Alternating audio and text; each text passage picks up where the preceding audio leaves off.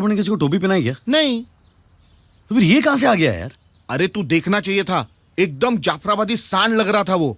हाथ में डंडा और धोती वोती पहनकर ना एकदम अनपढ़ गंवार लग रहा था। हमारे देश में बॉलीवुड को हमेशा एक सॉफ्ट पावर के रूप में देखा गया है और इसका यूज कई अच्छे कार्यों के लिए हो सकता है, लेकिन कभी नहीं होता है। इसका उपयोग केवल और केवल हिंदू संस्कृति के खिलाफ अपमानजनक बातें करने में ही होता है। नमस्कार, मेरा नाम देव शर्मा है और आप देखना शुरू कर चुके हो देव ऑन ड्यूटी। साथियों, आज हम बात करेंगे कि बॉलीवुड किस तरह से ब्रेन वॉशिंग करता है हमारे आने वाली पीढ़ियों के, हमारे युवाओं के मन के अंदर। कि यह जो अभी क्लिप आपने देखी उसमें आपने क्लियर देखा होगा कि बॉलीवुड के अंदर किस तरह से धोती पहनने वाले गांव के व्यक्ति को गंवार और अनपढ़ बताया जाता है, जबकि ऐसा कोई जरूरी नहीं है कि गांव का व्यक्ति अगर धोती पहनता है या फिर कोई व्यक्ति अगर पगड़ी लगाता है तो वो गंवार हो। नहीं, वो बिल्कुल गंवार नहीं होता। वो वहाँ का प्रधान भी हो सकता है, जनप्रतिनिधि भी है, वो पढ़ा लिखा भी है, वो ग्रेजुएट भी है, लेकिन वो अपनी संस्कृति अपनी परंपरा के लिए वो पहनावा रखता है, ना कि अपने अनपढ़ या गंवार होने की वजह से। तो यह बात बॉलीवुड के मन में क्लियर होनी चाहिए, लेकिन नहीं है। वो लोग शुरुआत से ऐसा ही करता आया है कि यदि कोई व्यक्ति तिलक लगाता है, कोई व्यक्ति मंदिर जाता है तो उसको ऑर्थोडॉक्स बताया जाता है, कोई अगर जय श्री राम का नारा लगाता है तो उसको हिंसक बता दिया जाता है। और मूवी के अंदर जो विलेन होगा वो हमेशा भगवान की पूजा आराधना करने के बाद घर से निकलेगा, बाद में मर्डर करेगा। वो मर्डर करने से पहले भगवान का नाम लेगा, वो माता जी की पूजा और अर्चना करेगा। मंदिर का पुजारी होगा वो हमेशा लड़कियों को छेड़ता हुआ दिखाया जाता है। गाँव का जो बनिया होता है उसको हमेशा से खून चूसने वाला बताया जाता है। इस तरीके से बॉलीवुड सिंबॉलिक रूप से हमेशा हिंदू धर्म को डिमीन करने का कार्य करता आया है, ये हम लोग देखते ही हैं।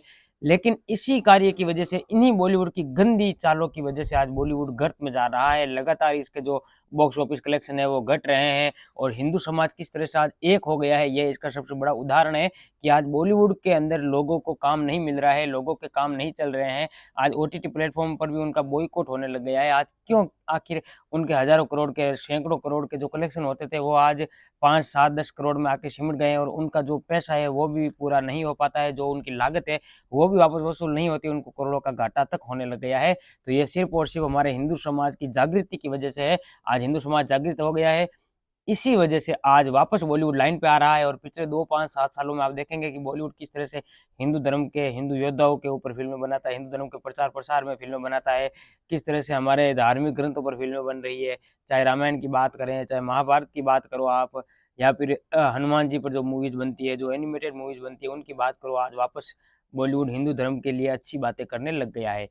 इसलिए हिंदू धर्म इतना महान है कि हमेशा हमने क्षमा करने में ही विश्वास रखा है और हम इसी तरह उनको क्षमा भी करते हैं, लेकिन बॉलीवुड हमेशा ऐसी गलतियां करता आया है। और अब जो भी हिंदू धर्म का इस देश के अंदर अपमान करेगा, हिंदू धर्म के खिलाफ बात करेगा, उसके साथ ऐसा ही होगा। उसको नंगे पांव चलने के लिए भी उसके जमीन नहीं बचेगी, क्योंकि हिंदू धर्म वो सूर्य है जिसकी तरफ आप अपने पंखों से उड़ान मत भरो, आपके मोम के पंख है वो पिघल जाएंगे। ये बात बॉलीवुड को समझनी चाहिए। जय हिंद, जय श्री राम, देव शर्मा।